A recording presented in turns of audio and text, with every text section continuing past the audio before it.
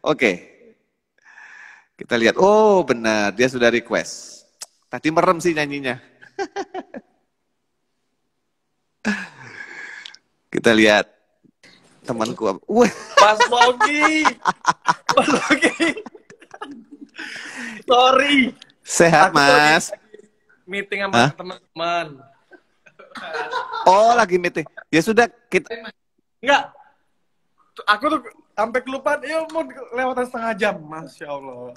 nggak Maaf apa-apa. ya, Kita ya. tunda lagi perlu Enggak. meeting. Aman. Aman. Berarti Maaf ya, Mas ya. nggak apa-apa, aman. Waduh, Tunggu sebentar. bonus ikan. Ada Mbak Kikan. Loh, Happy anniversary. thank you, sayang-sayangku. Uzir baby, my Uzir baby. Kita itu lagi di traktir sama Bang Uzir. ini ada langkah-langkah apa nih pertemuan apa ini? Ini nggak mungkin sembarangan. Langkah-langkah yang sangat sporadis ini, Mas. Itu oke.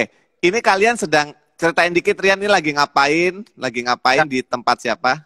Ya, jadi sebenarnya tadi tuh kita habis latihan di musika. Oh, Latihan di oke. musika.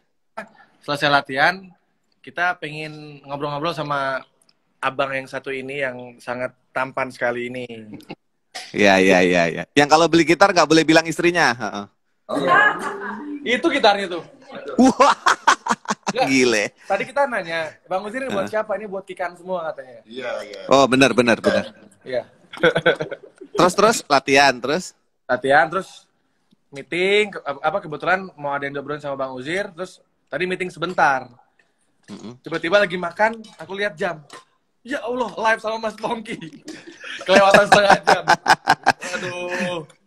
Gak apa-apa. Mohon maaf, Mas. Yang saya takutkan tuh yang lain-lain. Kalau cuman kelewatan gini mah udah sangat dimaklumi, nggak apa-apa. Tapi kalau apa gitu yang amit-amit, ya ternyata tidak. Ketakutan saya tidak terjadi. Alhamdulillah. Alhamdulillah aman-aman saja. Ya. Terus ini komplit, masif di situ komplit. Komplit. Oh. Ada apa? Makan, Mas. Pendapatannya komplit berarti. Apa? Membernya komplit. Pendapatan gimana? Masih komplit nggak? Sama, bro. Ya, kita juga begini-begini aja. Itu makannya apa hari ini? Makannya apa? Hari ini alhamdulillah karena kita datang ke rumahnya Abang Uzir yang luar biasa ini, kita disediain makanan kampung halaman. Mewah ini. Ada Melayu. kambing. Masakan Makanan Melayu. India. Oh, India. Oh, Uzir India. Oke. Iya. Ada apa? Coba tunjukin. Ini ada ini kambing. Ada kambing. Astaga, Dragon. Ya. Kita juga lagi nge-vlog tuh, Mas. Tuh, ada kamera. Oh, wah, lucu nih. Ini lucu nih berarti. Berarti ini AdSense yang di-AdSense-kan. Ini nggak habis ya, Mas ya. Sebelum kita lanjut ke interview, Yap. saya mau pesen dulu ke Mbak Kikan dan Uzir untuk nanti jadi tamu saya di episode nanti ya. Kita atur ya. Iya. Boleh ya? Kalian. Kapan diundang? Aku siap. Karena temanya rockstar dan rockstar perempuan masih sedikit. Nah, ini harus. Semuanya popstar Sama- ya, Mas ya. Kebanyakan popstar ya. Kebanyakan popstar. Bahkan Rian saya kategorikan rockstar yang ke popstaran. Ini nggak apa-apa nih kita interview ngomongin duit, ngomongin pendapatan, sementara ada teman-teman yang lain nggak apa-apa ya? Gitu dulu, Mas. Saya pikir dulu, Mas. Biar tidak terjadi. Sama aja bisa ditonton juga. Ini rumahnya Kikan ya? Rumahnya iya, rumahnya Mbak Kikan. Seru Oh, banget. seru ya. Ya Rian, terima kasih. Tadi teman-teman sih udah minta ditungguin, jadi aku nungguin. Dan memang niatku sebenarnya kalau misalkan plan B-nya kalau misalkan tamunya berhalangan, aku nyanyi. Ya, jadi kadang-kadang ada yang berharap tamunya nggak datang supaya saya nyanyi terus. Kurang ajar Pernah nih ya, orang-orang. Mas? Yang ada yang nggak datang tuh pernah ya? Ketunda 1 jam. Waktu itu Mas Piu belum selesai syuting, nggak bisa keluar dari studio. Tapi kok rata-rata teman-temanku baik semua kok, komit semua. Ada yang akhirnya membatalkan karena lagi kedukaan ada dan maksud saya itu ya haruslah kita mengerti. Tapi anyway, plan B-nya selalu berjalan gitu. Jadi so it's not a problem. Rian, thank you banget sudah meluangkan waktu. Sama-sama Mas, sorry ya agak lewat dikit setengah jam. Ada banyak yang ingin aku tanya, yaitu salah satunya adalah keputusanmu membuat Jangan Menyerah yayasan Jangan Menyerah ya. Dengan segala konsekuensinya. Artinya gini, Rian kan musisi aktif, sibuk, lalu tiba-tiba berkonsep dengan Jangan Menyerah, Yayasan Jangan Menyerah itu.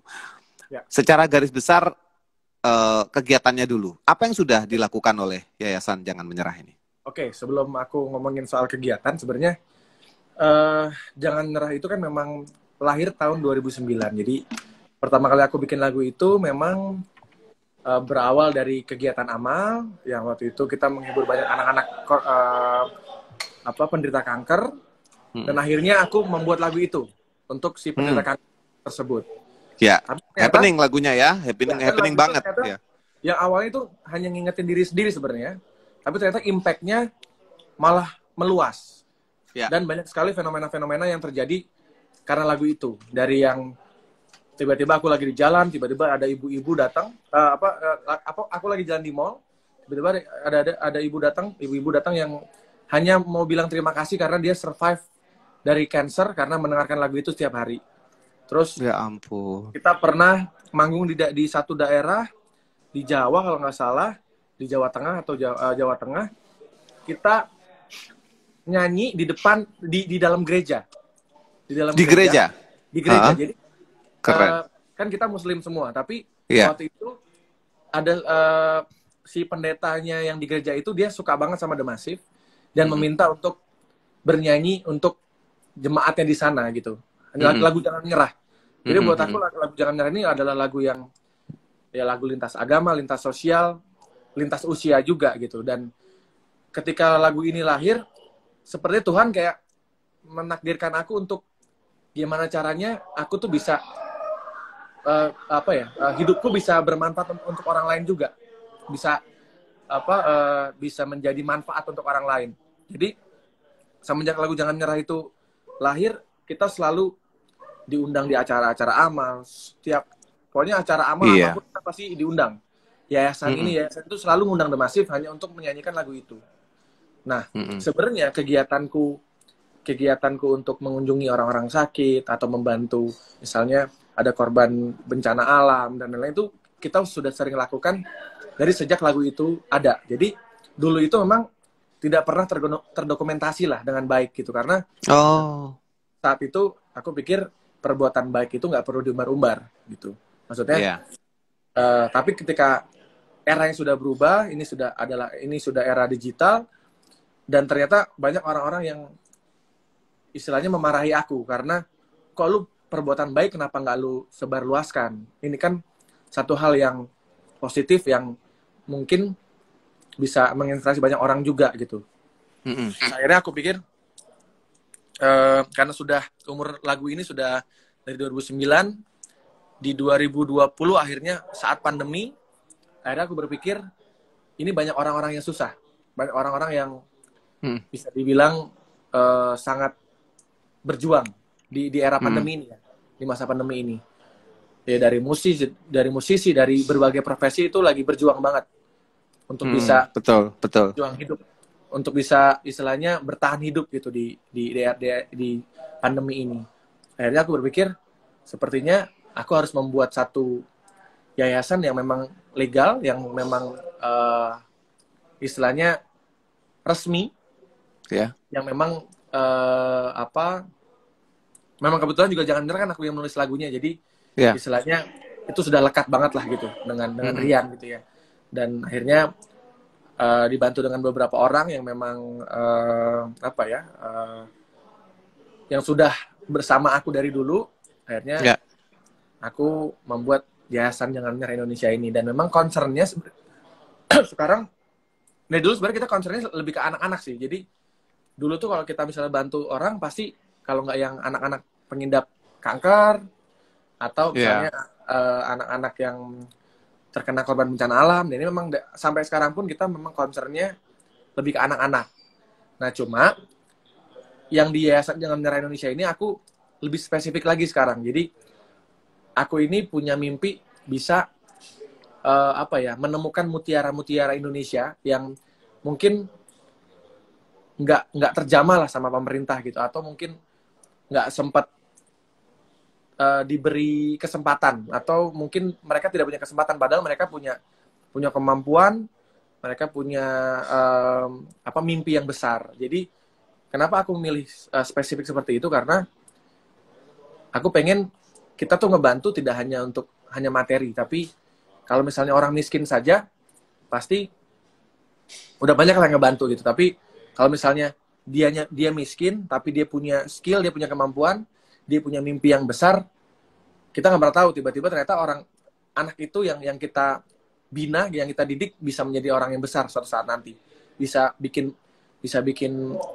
istilahnya bikin bangga bangsa Indonesia, bisa bikin bangga negara ini. Dan kenapa aku memilih untuk membangun si manusianya, karena dia, kalau misalnya kita kasih uang untuk membangun rumahnya yang misalnya mungkin tidak, ya dia hidup di bawah garis kemiskinan ya.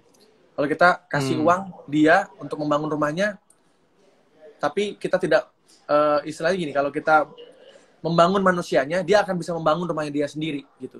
Iya, dan rumah orang lain mungkin. Dan rumah orang lain. Jadi akhirnya aku concernnya di anak-anak yang memang dia punya mimpi yang besar. Dia itu adalah anak yang menjadi tulang punggung keluarga.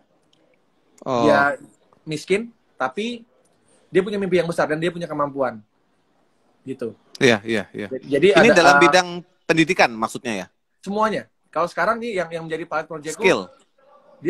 Dia pemain biola dari Surabaya. Okay. Aku mungkin kalau mau lihat bisa lihat di YouTubeku. Aku datang ke rumahnya, kondisinya sangat memprihatinkan, tapi dia bisa main biola, dia bisa baca partitur. Oh ya. Dan dia belajar biola itu, bapaknya demi anaknya bisa belajar biola ke teman-temannya yang bisa main biola, itu dia bayarnya karena nggak punya uang pakai ubi rebus, pakai kacang rebus. Nah, ketika aku datang ke rumahnya di Surabaya, aku tanya, kamu mimpinya apa? Aku ingin menjadi, dia bilang aku ingin menjadi musisi internasional. Jadi di tengah kondisinya dia yang mungkin tidak seberuntung kita, tapi dia masih punya mimpi yang besar. Jadi sebenarnya ini sebenarnya kayak ngaca, Mas. Jadi aku tuh dulu memang bisa dibilang hidupku juga bisa dibilang ya di bawah garis kemiskinan juga sebenarnya. Karena dulu aku makan ayam goreng itu bisa sebulan sekali gitu. Dan aku tinggal di satu gang yang sangat kecil.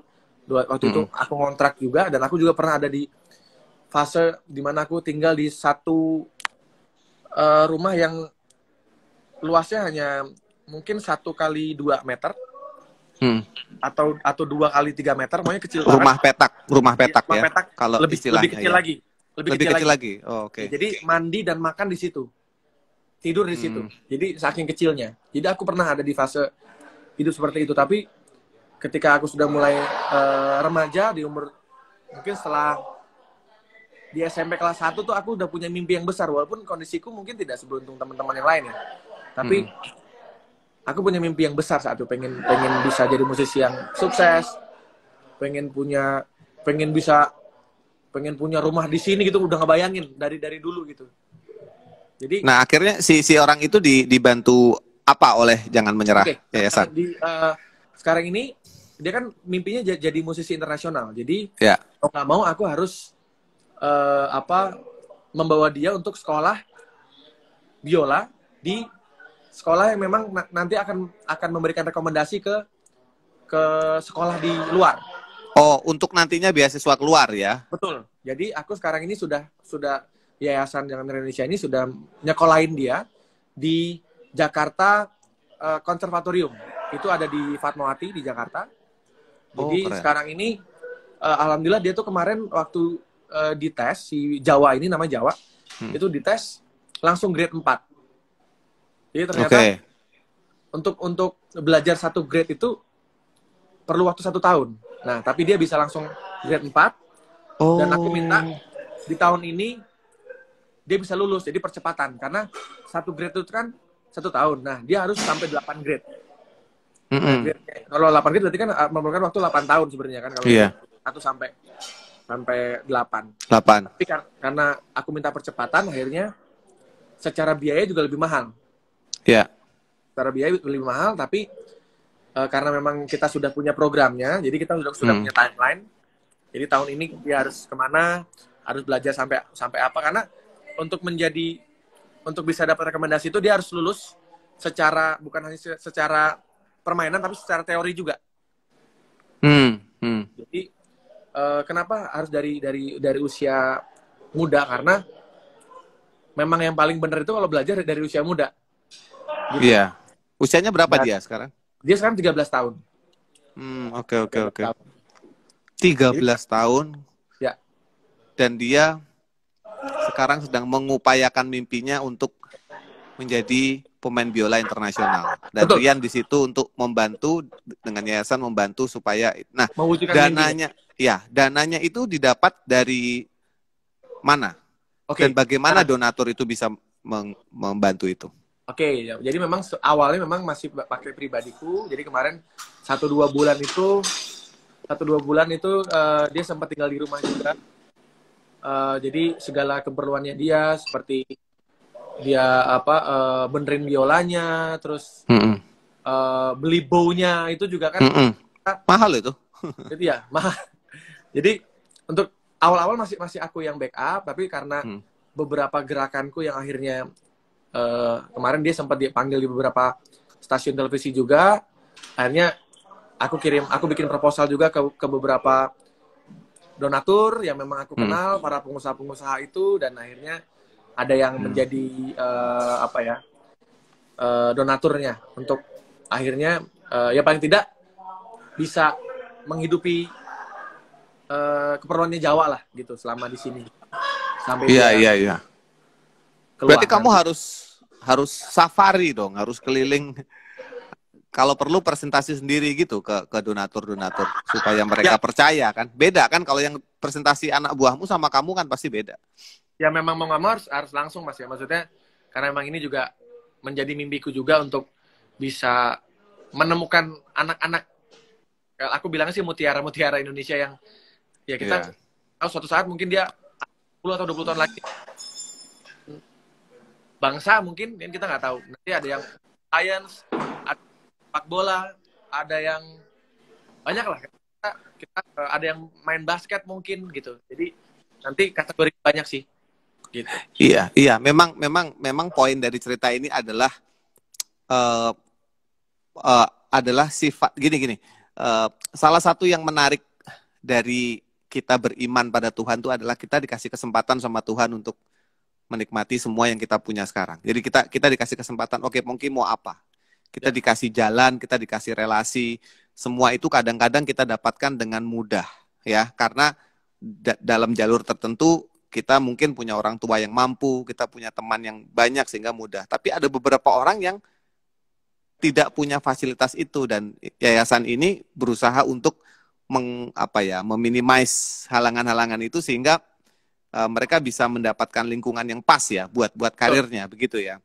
Jadi kasih orang kesempatan itu adalah harta yang berharga loh sebenarnya ya.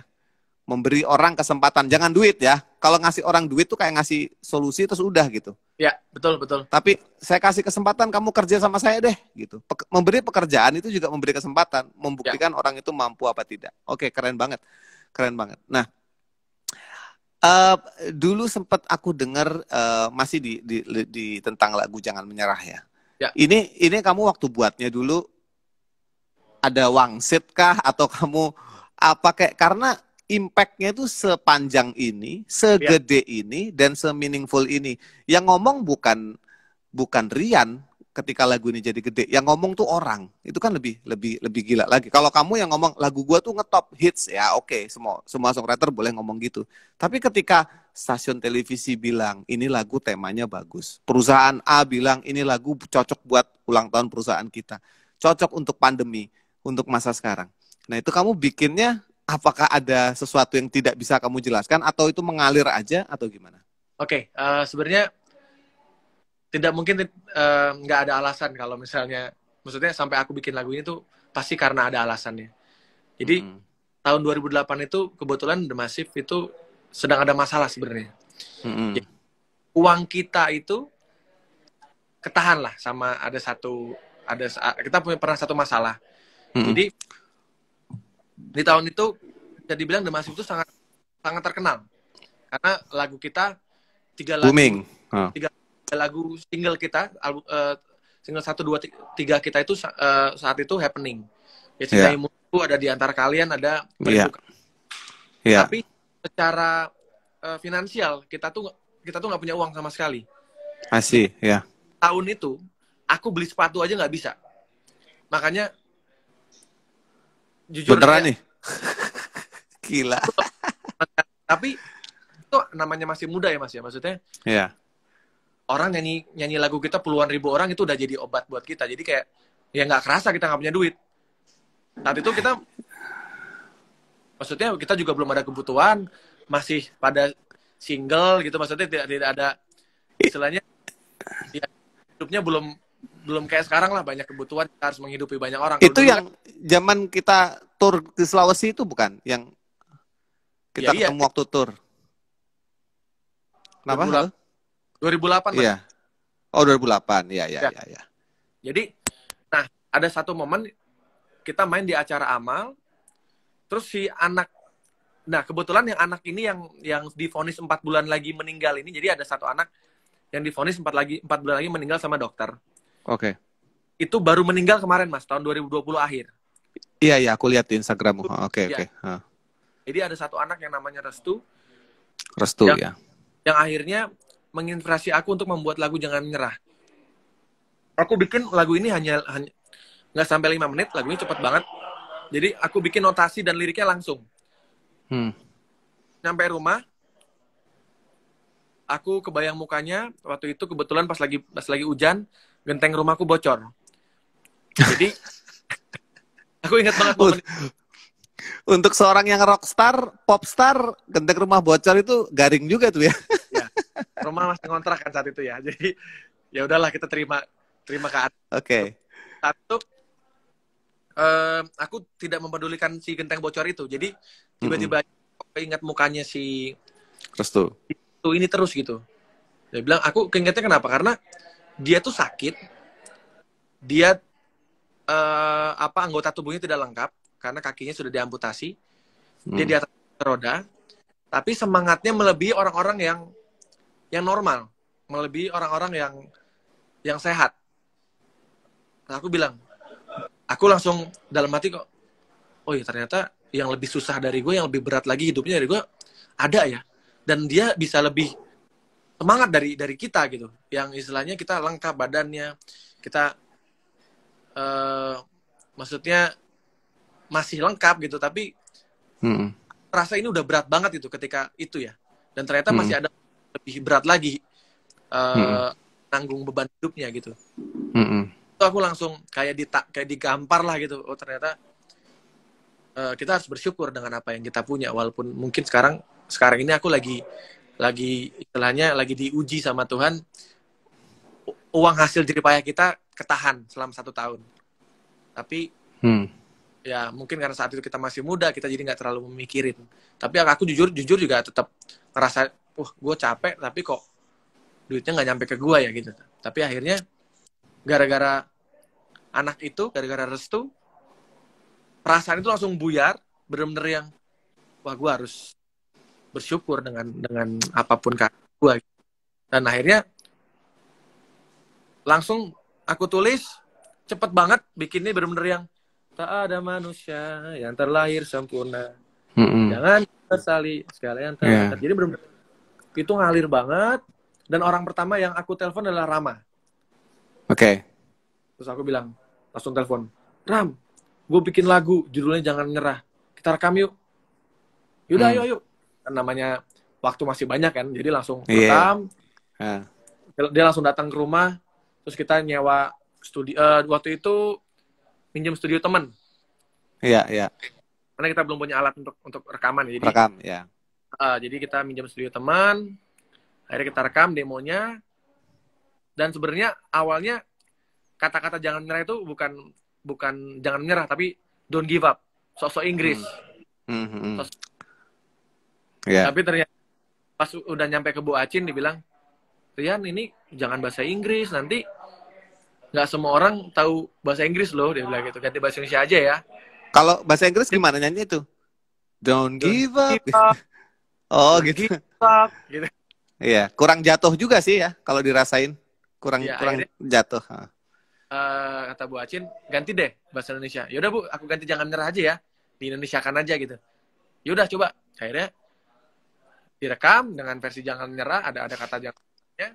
Aku masih punya tuh yang versi don't give up-nya masih ada di rumah. Nah, someday rilis jadi duit tuh. Jadi terus itu direkam, pas banget momennya itu kita rilis. Waktu itu ada bom Bali, bom Kuningan, ya. JW Marriott saat itu. Jadi entah kenapa kayaknya memang ya lagu itu diturunkan di momen yang pas gitu. Jadi sebelum pas ada bom Bali, bom Marriott, setelah itu ada Ramadan. Jadi sebelum Ramadan itu lagunya udah banyak diputar orang. Dan fenomenanya udah banyak banget, kayak misalnya aku pernah datang ke Bali, jadi ada pedanda ya. Iya. Nah, pedanda di sana bilang bahwa kitab yang dia baca itu rangkumannya ada di lagu Jangan Nyerah. Dia bilang gitu saat itu. Oke. Oh iya, aku kan juga nggak tahu maksudnya. Ya udah, bikin apa kan. Tapi ternyata kok orang yang mendengarkan itu bisa sampai seperti itu gitu. Bahkan sebenarnya lagu itu juga sering apa ya, bisa dibilang senjata makan tuan buat kita juga, Mas. Kayak misalnya kita pernah manggung di sebuah acara,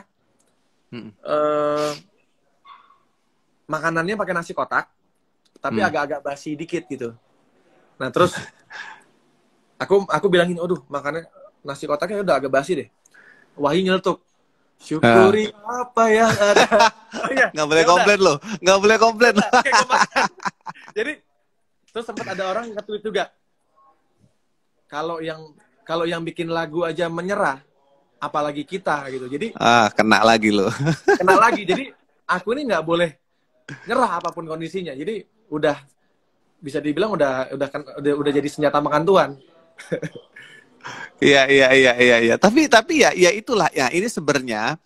Jadi saya tuh sering berteori sama, paling tidak buat kisah hidupku sendiri. Aku sering berteori tentang hidupku sendiri. Salah satu teorinya adalah bahwa apapun usaha yang kita lakukan itu tidak akan menjadi hasil apabila kita tidak menyadari bahwa sebenarnya itu tuh cuman dikasih. Jadi nggak ada effort kita sama sekali. Kita cuman menjalani jalur yang sudah disiapkan, kita jalan. Nah, bahwasanya nanti kita menemukan sesuatu di jalur itu, sebenarnya itu adalah kayak dikasih. Nih, ya, oke, sana. Gitu. Nah, bukan karena kita jalan itu, tapi karena kemanapun kita jalan, kalau mau dikasih, ya dikasih. Nah, itu membuktikan, buat saya, lagu Jangan Menyerah itu membuktikan teori itu. Karena bagaimana mungkin lagu tercipta pada momen yang tepat? Siapa yang bisa atur? Kan nggak ada. Ya. Kayak tadi ya, pas bom Bali, pas Ramadan, ya. Kan akibatnya lagu itu menjadi lagu rohani yang tidak religi. Lagu rohani yang tidak religi. Bagus nggak kalimat gue tuh? Lagu rohani yang tidak religi.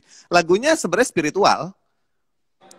Ya, tapi tidak mewakili religi tertentu. Gitu maksudnya. Iya, karena memang sebenarnya Mas, kita tuh dari dulu memang tidak pernah kayak menciptakan lagu yang kata-kata yang religius gitu. Jadi maksudnya saat itu kita bikin lagu yang memang apa yang kita rasain aja. Kalaupun memang dirilisnya mendekati Ramadan misalnya gitu, itu memang lagu yang temanya tetap universal gitu. Jadi tidak untuk agama tertentu lah gitu. Jadi Iya, memang iya, iya. dari awal memang kita sudah punya konsep seperti itu, tapi itu pun ngalir. Jadi bukan yang apa kita rencanakan banget gitu.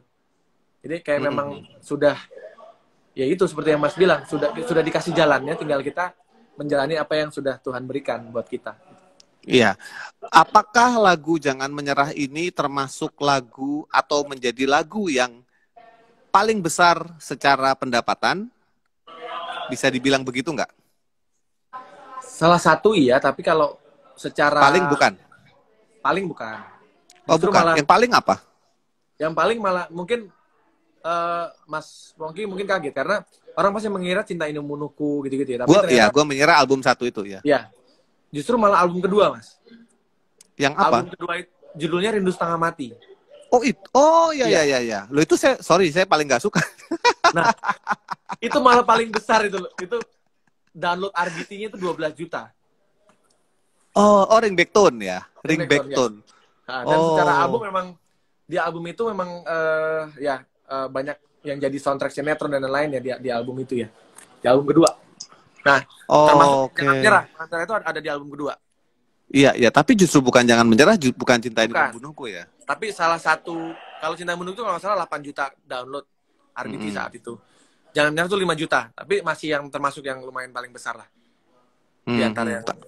Tapi kalian paling identik dan breakthrough ke semua komunitas, semua kalangan justru Jangan Menyerah ya. Jadi, Jangan Menyerah.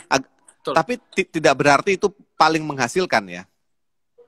Iya, mama kalau dilihat dari data sih bukan yang terbesar. Bukan. Cuma lagu itu kayak menjadi lagu lintas usia dan melebarkan segmen kita sih. Jadi dulu kan kalau di waktu zamannya The Massive awal-awal itu kan yang dengerin kita kan pasti kan umur-umur ya 18, 20, yang ABG lah. Tapi ketika kita rilis lagu Jangan Menyerah, yang dengerin lagu kita tuh umur 50 tahun, umur 60 tahun. Iya, iya. Jadi Iya. kakek-kakek pun dengerin gitu lagu itu gitu.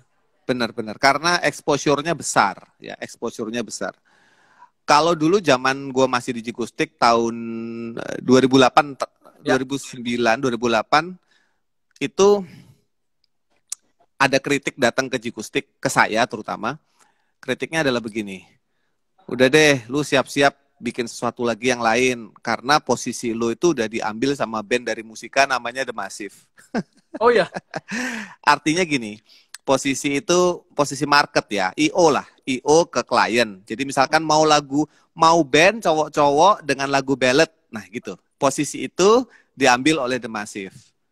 Gitu. Oh, pernah ada statement seperti itu, Mas ya? Oh, banyak, sering. Makanya kita ngeluarinnya kan kita gencarin Selamat Malam Dunia karena kita mau meninggalkan itu justru gitu. Tapi itu juga pernah menjadi pujian buat kita di tahun 2000 atau 2001. Pada saat itu Club Project lagi kosong, lagi tidak produktif, ya, off air mungkin, tapi dia bilang, nah, Jikustik ini masuk menggantikan secara market pasarnya Club Project saat itu karena Club lagi vakum, lagi tidak produktif ya. Gua nggak bilang vakum, lagi tidak produktif di rekaman ya. Jadi di tahun ini kita dibilang begini, tahun berikutnya kita sudah digantikan oleh yang lain. Itu fakta yang aku alami ya. Jadi ini nggak gosip karena gue omongin di depan orang ya. Ini nggak gosip. Nah, aku baru tahu nih, Mas. Aku baru tahu. Iya, itu terjadi sama. Dan kebanyakan IO kan temen ya. Jadi untuk ngomong ke saya itu nggak ada sungkan, santai gitu. Dan dia tahu saya tidak akan tersinggung. Dan memang saya tidak tersinggung. Kalau bagi saya itu adalah waktunya untuk kita membuat perubahan. Nah, yang ingin saya tanyakan, berarti The Massive dari tahun? Kita rilis album tuh tahun 2000. Kalau album penuhnya tahun 2008. Tapi kita kompilasi tuh 2007. Anggap aja 2007 ya. 2007 sekarang 2021. Berarti 14 tahun sudah ya. Di industri, ya, 14 tahun. Di industri, 14 tahun di industri. Kalau bermusik pasti sebelum itu. Nah, apakah sudah pernah mendengarkan kritikan-kritikan atau mungkin maksudnya mereka tidak menjelekkan, tapi sempat membuat kita down atau kaget juga. Seperti yang saya dengar atau saya alami. Wah, lu mah udah lewat, lu sekarang udah digantiin sama ini. Di musika aja band seperti Massive mungkin bisa di-create lagi gitu di label yang sama. Nah, apakah kalian pernah mengalami penolakan-penolakan secara halus seperti itu? Gitu. Oke, sebelum aku menanggapi itu, aku mau sedikit berkomentar juga soal yang terus ada Jikustik Massive. Sebenarnya dua band ini juga band yang berpengaruh buat aku secara as a songwriter ya. Maksudnya progresi chord-nya The Massive itu kayak lagu Rindu Setengah Mati misalnya. Itu tuh ya Jikustik banget sebenarnya. G, E minor. Iya. D. Jadi sebenarnya ya Jikustik itu sangat lekat di perjalanan bermusikku ya. Jadi dari SMA aku udah dengerin Jikustik itu album pertama tahun 2000 ya berarti ya? Tahun 2000 rilis ya. Nah, 2000 berarti kan itu aku masih SMP kelas 1.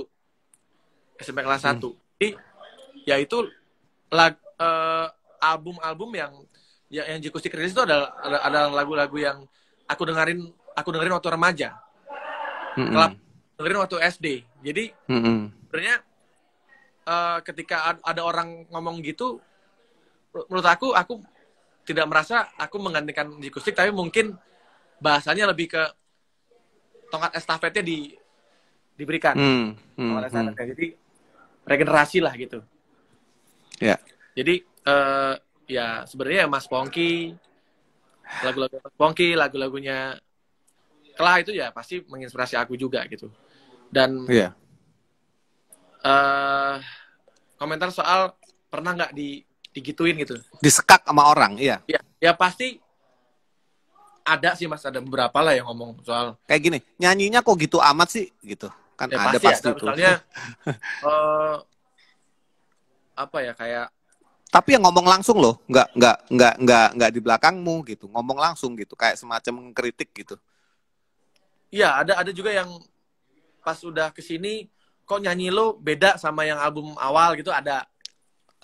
Ya, ada gitu. Terus lu menganggapnya gimana tuh? Kalau orang atau ada yang mengkonfrontir secara berani gitu, Massive gitu-gitu aja gitu. Pernah ada nggak yang gitu? Awal-awalnya dibilang Massive gitu-gitu aja. Giliran kita berubah, disuruh balik lagi ke yang lama. Jadi kita bingung.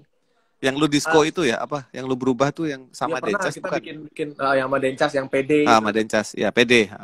Terus progresi chordnya jadi agak beda gitu, yang lebih rumit lah gitu ya. Ternyata banyak orang bilang, bikin lagu dong yang kayak album 1-2 lagi. Makanya akhirnya kita tidak, kritikan itu kita tampung, tapi yang memang masuk akal buat kita gitu. Jadi kita tetap pengen bermusik itu ya sesuai dengan apa yang kita kita yakini aja gitu. Karena soal pemilihan lagu itu kan ada label, ada A&R yang punya tanggung jawab. Jadi gini, kita tuh kalau bikin lagu ya kita anggap lagu-lagu kita itu adalah lagu-lagu yang bagus. Perkara laku atau nggak laku itu sebenarnya adalah divisi yang berbeda. Karena kan untuk laku itu kan ada banyak faktor. Kalau misalnya lagunya bagus tapi nggak dipromosiin juga kan pasti juga belum tentu hasilnya bagus. Tapi ada juga yang lagunya mungkin menurut orang biasa aja gitu ya, tapi ternyata promosinya bagus, ternyata jadi hits juga. Jadi pada akhirnya kita berpikir ya kita bikin lagu aja lah. Maksudnya kita punya, kan kita udah ada A&R, udah ada Bu Acin yang memfilter lagu-lagu kita. Jadi ketika lagu itu rilis ya buat kita itu sudah kesepakatan bersama lah gitu. Label yakin, dari band yakin, dari sisi band yakin. Jadi kadang pasti kita punya ada satu momen yang dibeda-bedain ketika album ini terkesan tidak laku gitu. Dibandingkan dengan album-album yang sebelumnya, album awal gitu. Yang paling nggak laku apa albumnya? Yang sama Dencas. Padahal kalau menurut hitungan bodoh-bodohan, itu mungkin yang biaya paling gede ya, karena melibatkan orang lain dan produksi yang lebih serius gitu mungkin. Ya itu kan ada satu lagu hitsnya sih, ada satu lagu sih Esokan Bahagia. Natural. Ya? Oh bukan natural ya? Natural itu album ketiga. Oh, Esokan oke, oke, Bahagia. oke. Esokan Bahagia tuh yang featuring Ariel Giring sama Momo. Oh iya, iya, iya. Tapi keroyokan Hidup ya. yang ku jalani. Ah, Salah itu. dan Nah, itu. gitu kan. Ya, Nah, ya. tapi lagu-lagu yang lainnya sebenarnya menurut kita bagus. Cuma nggak tahu entah itu promonya yang kurang atau mungkin sudah bergeser atau mungkin terlalu berat buat pendengar kita saat itu ya. Tapi pada akhirnya kita pas kesini-sini udah lebih agak sedikit bodoh amat dengan itu. Maksudnya Iya. akhirnya kita bikin aja gitu. Yang penting kita Iya. sudah punya benang merahnya ya. The Massive adalah seperti ini.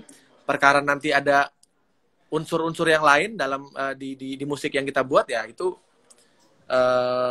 bagian dari perbedaan setiap album. Karena buat kita setiap album kan punya cerita masing-masing ya. Iya, Maksudnya, iya. Saya udah bilang berkali-kali ke fansnya The Massive atau ke orang yang berharap kita tuh bikin lagu yang album 1-2 lagi dong, yang nggak akan bisa. Karena ya lagu itu dibuat di saat perasaan saya lagi begitu gitu. Di saat momen yang memang tidak akan bisa kita ulang lagi. Berarti Jadi, album pertama itu kamu lagi terancam keselamatannya ya? Kan Cinta Ini Membunuhku. Kamu terancam berarti keselamatannya. ya lagi inilah zaman jahiliyah lah saat itu. Maksudnya secara percintaan sangat mengenaskan lah Mas di zaman itu. Itu kalau kamu nggak pakai kata membunuhku itu nggak akan sketchy yang kita dengar sekarang karena Nah, ya sebenarnya itu boleh. judulnya itu bukan Cinta Membunuhku Mas. Oh, boleh tuh sama Bu Acin begitu tuh. Kan biasanya beliau yang paling rewel tuh. Nah, itulah dia. Malah dia yang senang banget dengan judul itu gitu. Awalnya justru bukan Cinta Ini Membunuhku judulnya. Judulnya Lelah. Biasa, itu biasa. Biasa itu. Nah, akhirnya kita cari judul karena aku kalau judul itu paling belakangan pasti. Nggak pernah cari judul itu paling depan. Jadi nah, lagunya udah jadi dulu. Pasti terakhir judul lagu. Makanya ya itulah aku bilang emang itu udah jalannya Tuhan gitu. Kayak dikasih ilham untuk ngasih judul lagu itu gitu. Kayak jangan menyerah juga gitu kan. Maksudnya don't give up. Iya, sampai sekarang orang kalau lagi down jangan menyerah. Ada bencana alam jangan menyerah. Jadi bisa dipakai dalam situasi apapun termasuk kayak Rindu Setengah Mati misalnya. Itu kan sampai sekarang masih dipakai orang misalnya aku ya rindu setengah mati sama kamu dan lain-lain. Kayak misalnya Cinta Yang Membunuhku juga gitu. Suka diganti-ganti. Misalnya lagi macet ini membunuhku. Iya. Gitu-gitu jadi lah. jargon. Iya. Sama ini ngetes tuh lagu ngetop apa enggak, lu cek aja truk-truk. Kalau udah mulai ditulis di truk berarti udah ngetop banget. Kalau Cinta Ini Membunuhku gue udah lihat. Sama Jangan Menyerah gue udah pernah lihat. Pernah lihat juga itu. Ya kan? Nah, itu sanjungan tertinggi itu. Sanjungan tertinggi dari kita seniman yang lagu kita masuk ke dalam kehidupan mereka dan menjadi tato gitu ya. Istilahnya ya. Belum tentu tato di kulit, cuman menjadi monumen mereka gitu. Sudah menjadi tolak ukur ya. Tolak ukur sebuah lagu. Di Indonesia. Di luar negeri sih enggak lah. Nggak tahu maksud gue. Nah, menyikapi semua kesuksesan kalian dengan masif ya.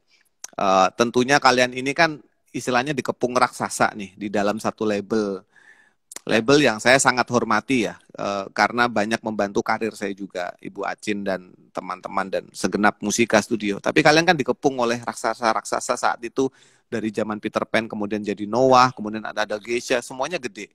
Viratel, apa? Ada Leto, saat itu ada Niji. Leto Niji gitu. Niji sekarang udah gelombang kedua juga masih keren. Nah,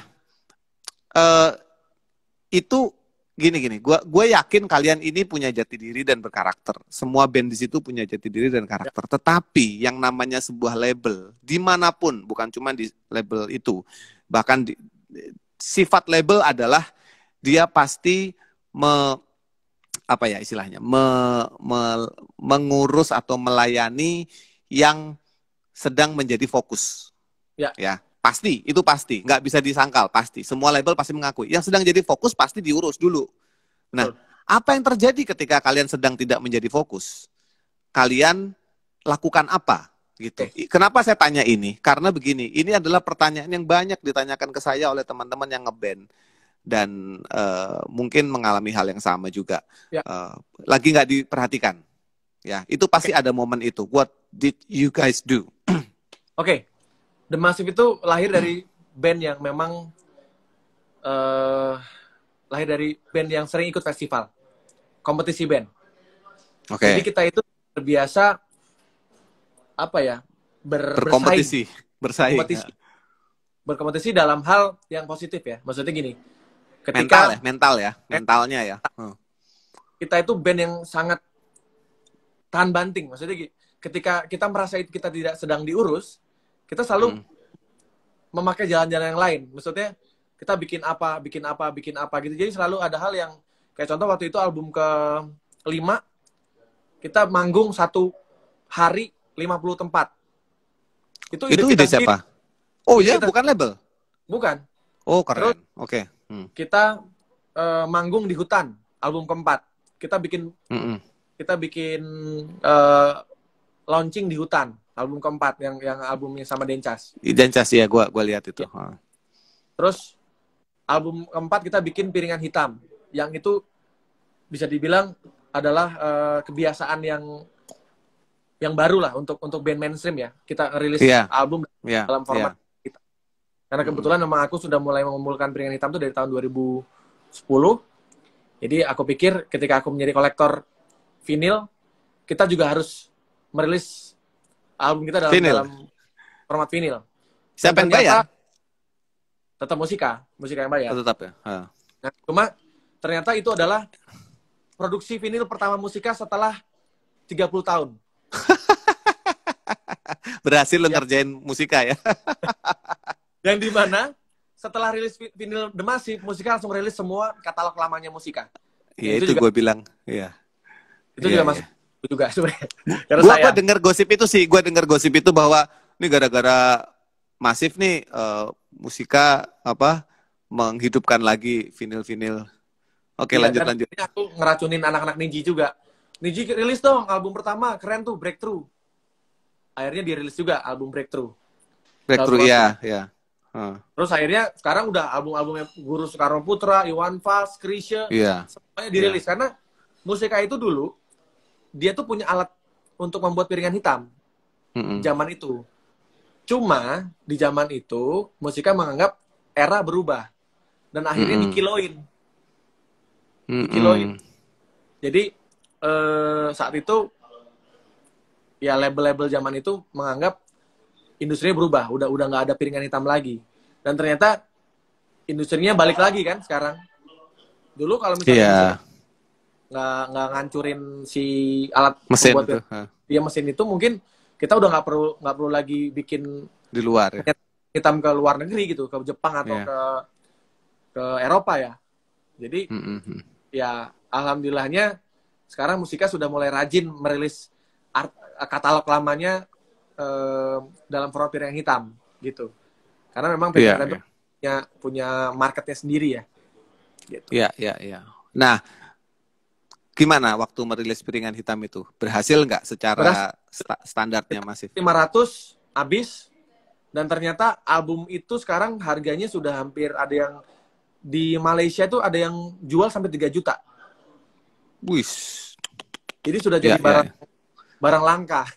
Yang minimal di Massiverse-nya ya, minimal lah ya. Maksudnya kan pasti yang membutuhkan itu kan karena ya merchandise premium jadinya. Betul. Ya. Jadi kadang Massiverse itu kadang dia nggak punya turntable-nya, tapi dia beli untuk pajangan doang. Itu ada. Ada yang saya punya. Dia beli 5 gitu ya, beli 5. Ntar kalau udah harganya udah mahal sama dia dijual. Ada juga yang begitu. Iya, saya punya Beach Boys sama Beatles tapi nggak pernah punya playernya. Vinilnya dibeliin, saya simpen gitu. Nah. Ya kan ada terus. Jadi itu salah satu cara-cara kita untuk kalau misalnya label lagi fokus ke yang lain ya kita memikirkan apa yang mau kita lakukan. Iya. Dan kita selalu berpikir bahwa yang bisa menyelamatkan kita adalah diri kita sendiri, bukan orang lain. Jadi selalu berpikir seperti itu. Maksudnya selain kita berdoa sama Tuhan, tapi kita juga harus punya apa ya, punya pemikiran sendiri, punya idealisme juga untuk bisa gimana caranya survive gitu. Jadi memang pasti kita tahu banget kalau setiap label pasti dia punya prioritas di setiap tahunnya.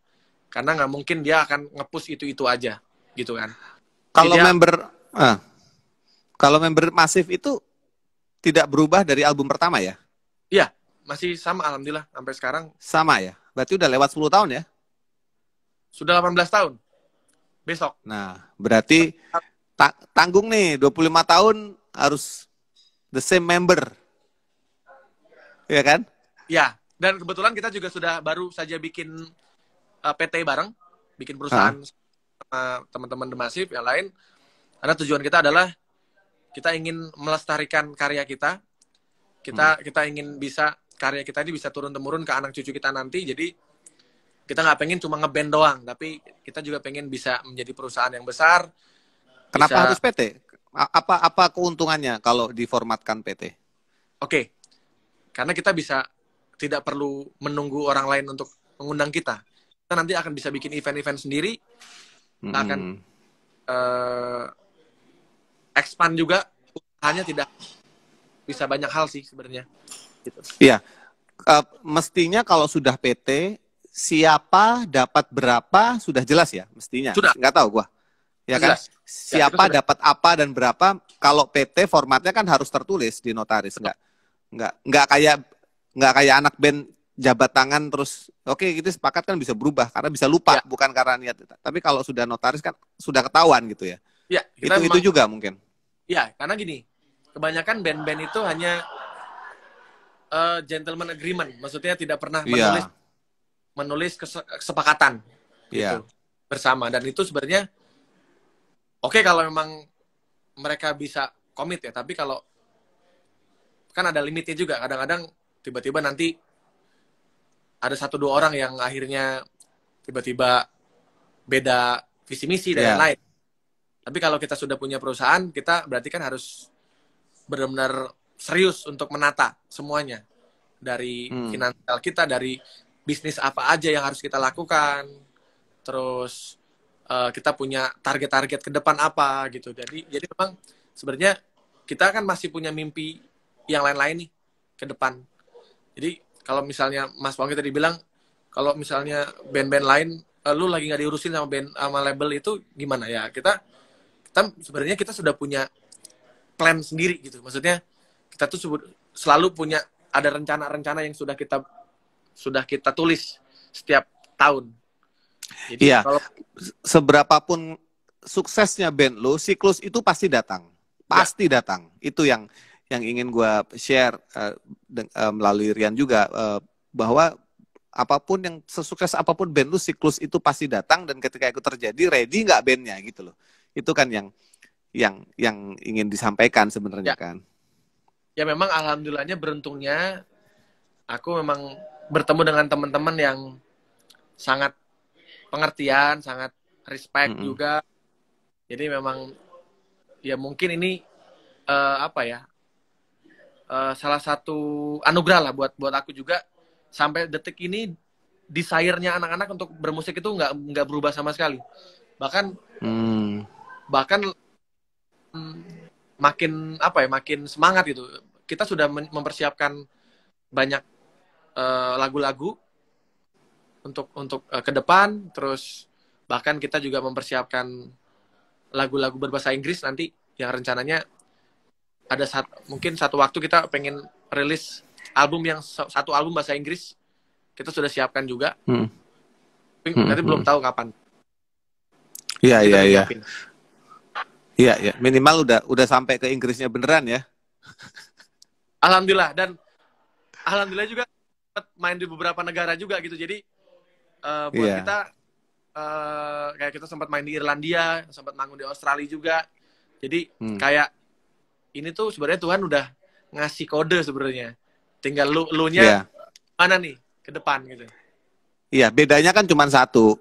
Ketika lu berusaha, kalau usaha lu itu dinilai angka itu 10, ternyata orang yang sono usahanya 20. Nah, berarti lu harus 30 kan sebenarnya gitu. Seberapa jauh lu mau bawa usaha lu itu kan sebenarnya kan itu. Kadang ada orang yang cukup nggak, gue di 15 aja udah nggak apa-apa, gue nggak masalah. Nah, ada juga yang begitu, tapi udah nggak ada limit gitu memang, udah nggak ada limit. Dan ya itu selama punya waktu dan energi sih kenapa enggak? Gua bisa mengerti. Nah, ini terakhir ada satu sisi yang ingin gue angkat juga dari kenapa rockstar ya. Gue memilih Rian karena begini, di masa sekarang ini menurut gue orang yang rockstar itu adalah orang yang punya pemikiran liar tetapi bisa menata keliaran itu menjadi bentuk yang konkret. Itu yang gue pengen share, apalagi di masa susah sekarang. Jadi otak lu tuh boleh liar, tapi ketika menjadi ide yang konkret, mewujudkan itu nggak semua orang bisa. Nah, sekarang gue mau nanya tentang lu di dunia yang bukan musik, justru ke bisnis lu semua. Ada kafe kalau nggak salah, coffee shop yang gue tahu, kemudian baju, kemudian nah nggak tahu yang lain apa, dan bahkan yayasan gue tadi dengar ceritanya. Itu insecure kah sebagai asuransi kah, atau lu memang ada insting bisnis dari dulu, atau mungkin siapa papa yang ngajarin atau siapa, kenapa bisa sampai ke dunia bisnis gitu? Oke. Jujur aku tuh ini Mas sangat seniman sekali, jadi sangat tidak, awalnya memang hanya musik aja gitu, tapi ketika sudah ya punya penghasilan, aku berpikir kayaknya gimana caranya tuh penghasilan kita tidak terbuang sia-sia gitu, bisa muter.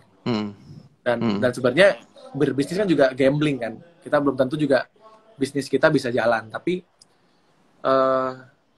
karena terutama sih pas sudah punya keluarga ya, pas sudah punya anak ya, itu kayak aku harus membangun bisnis yang memang tetap passionku, tapi maksudnya aku selalu pengennya kalau aku berbisnis aku memang punya passion di situ, senang.